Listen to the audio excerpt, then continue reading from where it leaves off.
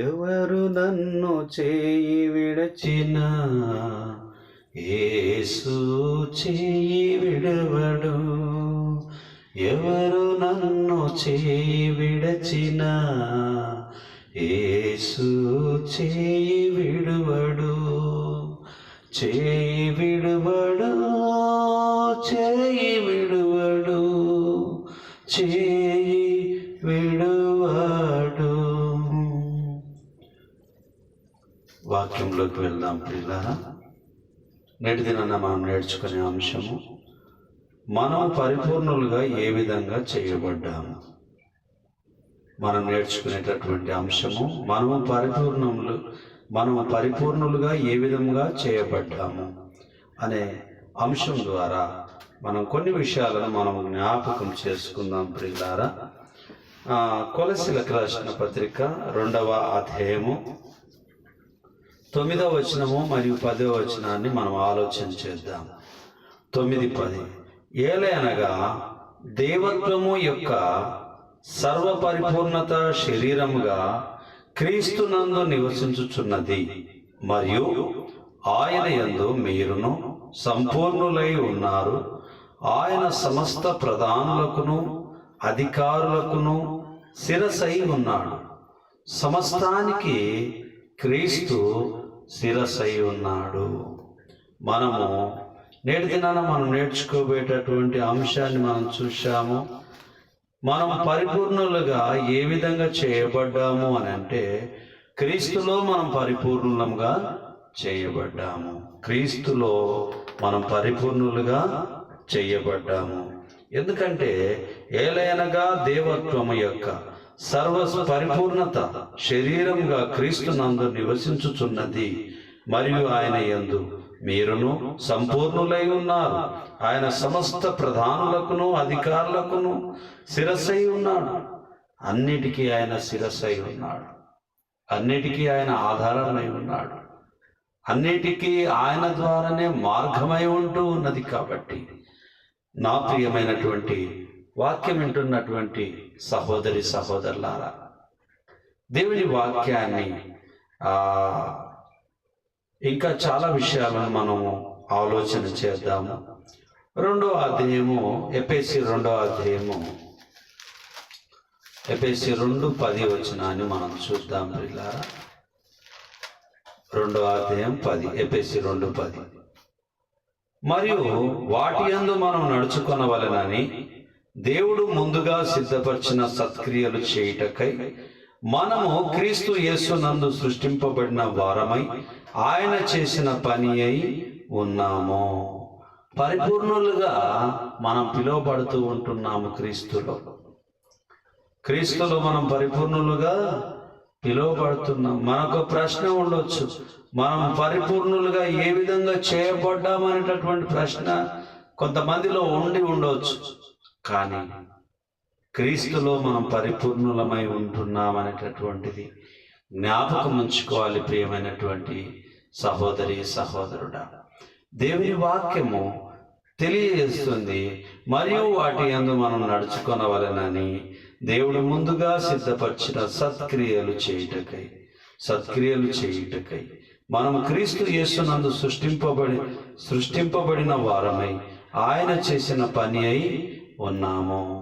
మనము జీవిస్తూ మనతో పాటు మనం సత్క్రియలు కూడా చేయడానికి దేవుని యొక్క ప్రణాళిక అయి ఉంటున్నది అనేటటువంటిది గమనించాలి. అందుకనే పౌలు గారు తెలియజేస్తున్నటువంటి విషయం ఏమిటంటే, 2వ తిమోతి 2వ పత్రికలో మరి 3వ అధ్యాయము 16వ వచనము 17వ వచనంలో చూస్తే, దైవజనుడు సన్నద్ధుడై ప్రతి సత్కార్యమునకు పూర్ణముగా సిద్ధపడి ఉండునట్లు దైవావేశం వలన కలిగిన ప్రతి లేఖనము ఉపదేశించుటకును, ఖండించుటకును, తప్పుదిద్దుటకును, నీతి యందు శిక్ష చేయుటకును ప్రయోజనకరమై ఉన్నది. దైవజనునికి కొన్ని బాధ్యతలు ఇవ్వబడి ఉంటున్నాయి. అది ఖండించేటటువంటి వారిగా, నచ్చజెప్పేటటువంటి వారిగా, హెచ్చరిక చేసేటటువంటి వారిగా, నీ జీవితము నా జీవితము ముడిపడి ఉన్నదనేటటువంటిది గమనించాలి ప్రియులారా, గమనించాలి.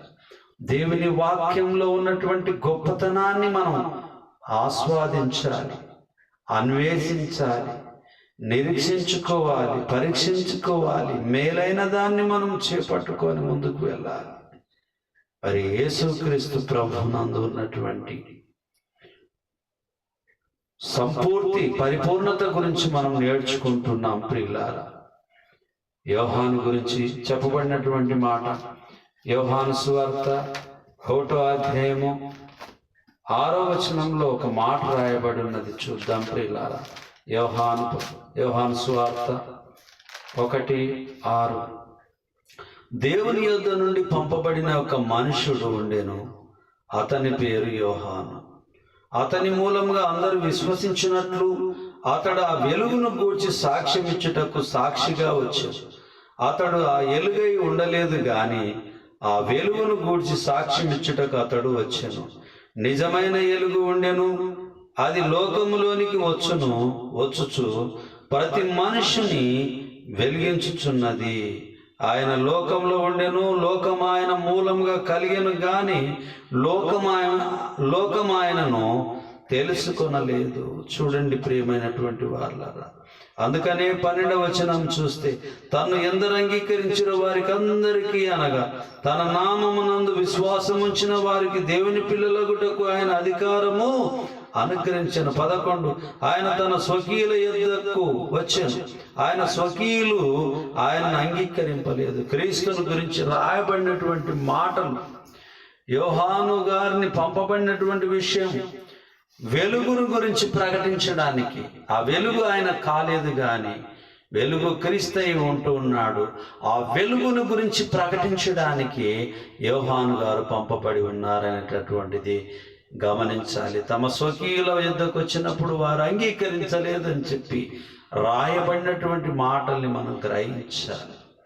కాబట్టి నా ప్రియమైనటువంటి సహోదరి సహోదరులారా, యేసుక్రీస్తు ప్రభు వారి లోకంలో వెలుగై ఉన్నాడు, మనలందరినీ వెలిగించడానికి వచ్చి ఉంటున్నాడు. ఆ నీతి సూర్యుడిగా ఉంటున్నాడు, పరిశుద్ధుడిగా ఉంటున్నాడు, నీతిమంతునిగా ఉంటున్నాడు. పరిశుద్ధ రక్తాన్ని చిందింపజేసి మన పాపములను కడిగి పవిత్రపరిచి ఉంటున్నాడు, వెలిగించి ఉంటున్నాడు. ప్రతి ఘోర పాపమును ఆయన కడిగి తుడిచివేసి ఉన్నాడు, మన పాపమును క్షమించి ఉంటున్నాడు. కాబట్టి పరిశుద్ధమైనటువంటి రక్తము, నిష్కలంకమైనటువంటి రక్తము ఒక్క మారే మనల్ని ఆ శిలువ మ్రాను మీద మన పాపమును క్షమించి మనల్ని వెలిగించి ఉంటున్నాడు అనేటటువంటిది జ్ఞాపకం ఉంచుకోవాలి. ఎఫెసీ పత్రిక 1:22-23లో చూద్దాం ప్రియులారా, పొందుపరిచినటువంటి మాటను మనం చూద్దాం. ఎఫెసీ 1:22-23 వచనాన్ని మనం ఆలోచన చేద్దాం ప్రియులారా. ఆయనలో మీరు కూడా ఆత్మ మూలముగా క్షమించండి, 2 చూశాను నేను. 1:22-23 మనం చూద్దాం. మరియు సమస్తమును ఆయన పాదముల క్రింద ఉంచి సమస్తము పైని ఆయనను సంఘమునకు శిరస్సుగా నియమించు. ఆ సంఘము ఆయన శరీరము, సమస్తమును పూర్తిగా నింపుచున్న వాని సంపూర్ణత అయి ఉన్నది. సంఘము ఆయనదై ఉంటున్నది, సంఘము సంపూర్తి అయి ఉంటూ ఉన్నది. ఆయన లేని సంఘము మరి సంఘముగా అది పిలువబడదనేటటువంటిది జ్ఞాపకం ఉంచుకోవాలి. సంఘమునకు శిరస్సు ఆయనై ఉంటున్నాడు, సమస్త అధికారులకు శిరస్సు ఆయనై ఉంటున్నాడు. సమస్తము ఆయన మూలంగా కలిగింపబడి ఉన్నదని చెప్పి దేవుని లేఖనాలు మనకు తెలియపరచబడుతూ ఉంటున్నాయి. కాబట్టి నా ప్రియమైనటువంటి సహోదరి సహోదరులారా, లేఖనాలు పరిశీలన చేస్తూ అసంపూర్తిగా కాకుండా సంపూర్తి అయినటువంటి క్రీస్తును గురించినటువంటి మాటల్ని మనం వినడానికి, అంగీకరించడానికి, ఒప్పుకోవడానికి మనం ముందు కొనసాగేటటువంటి వారిగా మనం ఉండాలి ప్రియులారా. ఎఫెసీ 4:13 చెప్పబడిన మాటను మనం జ్ఞాపకం ఉంచుకుందాం. పరిశుద్ధులు సంపూర్ణులగునట్లు క్రీస్తు శరీరము క్షేమాభివృద్ధి చెందుటకును పరిచర్య ధర్మం జరిగించుటకును ఆయన కొందరిని అపోస్తలుగాను, కొందరిని ప్రవక్తలను గాను, కొందరిని స్వార్థికులను గాను, కొందరిని కాపరులను గాను, ఉపదేశకులను గాను నియమించను. పరిశుద్ధులు సంపూర్ణులగునట్లు క్రీస్తు శరీరము క్షేమాభివృద్ధి చెందుటకును పరిచర్య ధర్మం గురించి ఇక్కడ రాయబడి ఉంటున్నది.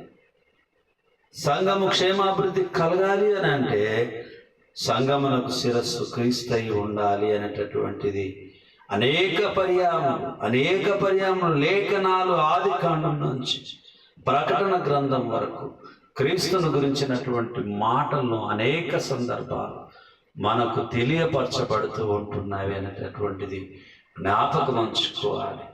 క్రీస్తును అంగీకరించని వాడు తండ్రిని అంగీకరించడు. తండ్రిని అంగీకరించిన వాడు క్రీస్తును అంగీకరిస్తాడు. తండ్రిని అంగీకరించి క్రీస్తును అంగీకరించేటటువంటి వారిగా మనం ఉంటున్నామనేటటువంటిది జ్ఞాపకం ఉంచుకోవాలి ప్రియులారా. సమస్తానికి అధికారిగా యేసుక్రీస్తు ప్రభు వారిని నియమించి ఉన్నాడు.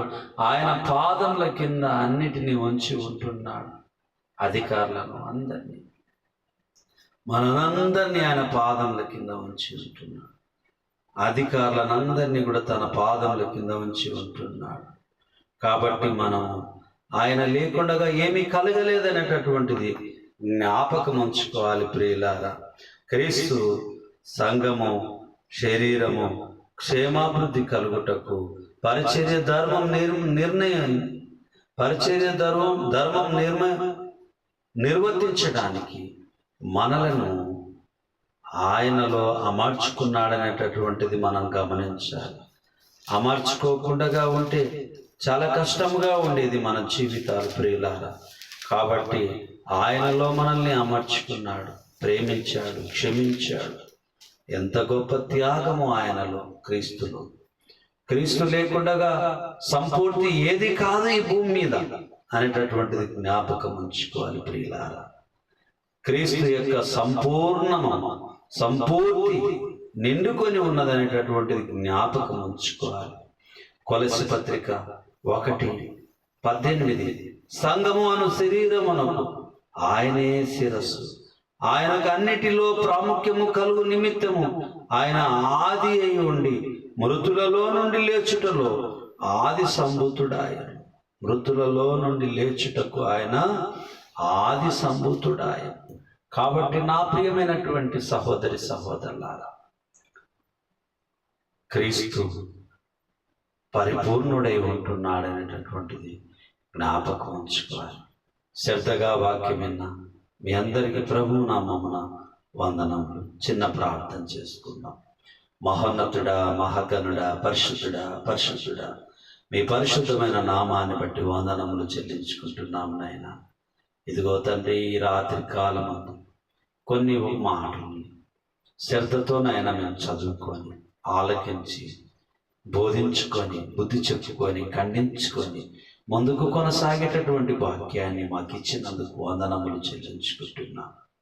ఈ మాటల్ని మా ప్రియులు ఎంతమంది అయితే వింటూ ఉన్నారు, విశ్వసిస్తూ ఉంటున్నారు, అంగీకరిస్తూ ఉంటున్నారు, క్రీస్తు సంఘమునకు శిరసై ఉన్నాడు అని చెప్పి ఎంతమంది అయితే హత్తుకొని ఉంటూ ఉన్నారు, నాయనా దీవించి ఆశీర్వదించమని ప్రార్థిస్తున్నాం.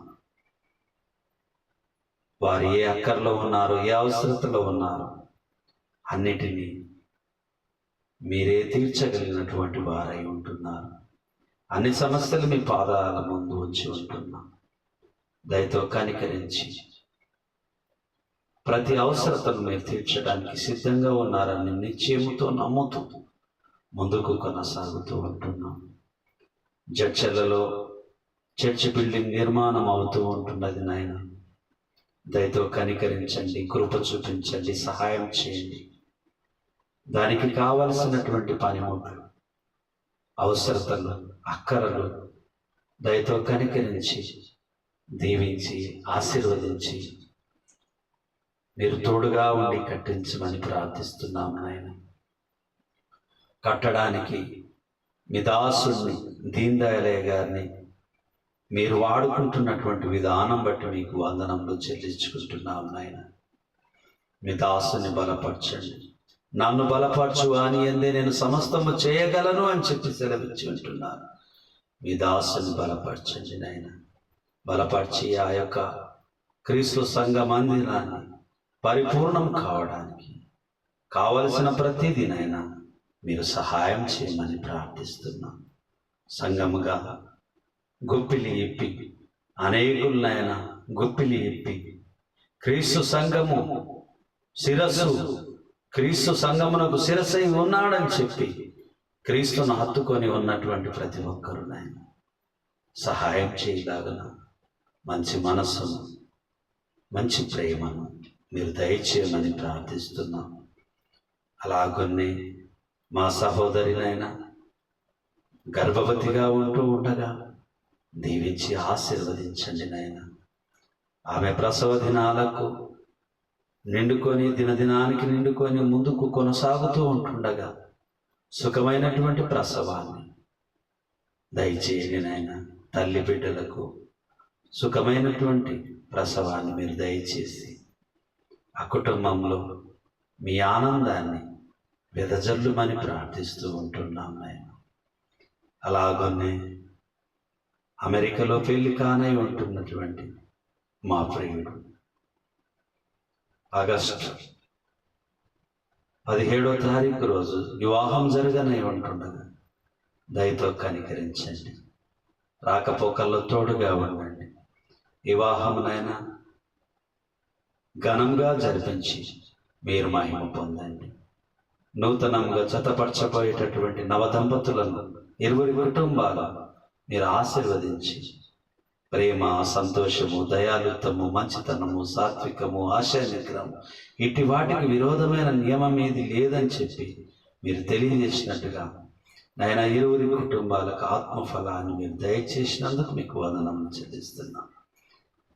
భార్య భర్తలు 20 నాయన వారి జీవితంలో మీకు మాదిరిగా జీవించి గొప్ప ఆశీర్వాదాలు పొందుకొని కీర్తనలు 128లో మీరు ఇచ్చినటువంటి నాయన మాటని వారి జీవితంలో ఫలభరితంగా మీరు ఆశీర్వదించమని ఈ మానవులు మీ కుమారుడు, మా ప్రాణరక్షకుడు, మాకై మరణం పొంది సమాధి చేయబడి తిరిగి లేచిన నజరేయుడైన యేసుక్రీస్తు నామంలో బ్రతిమాలి అడిగి వేడుకొని ప్రార్థించుచున్నాము తండ్రి.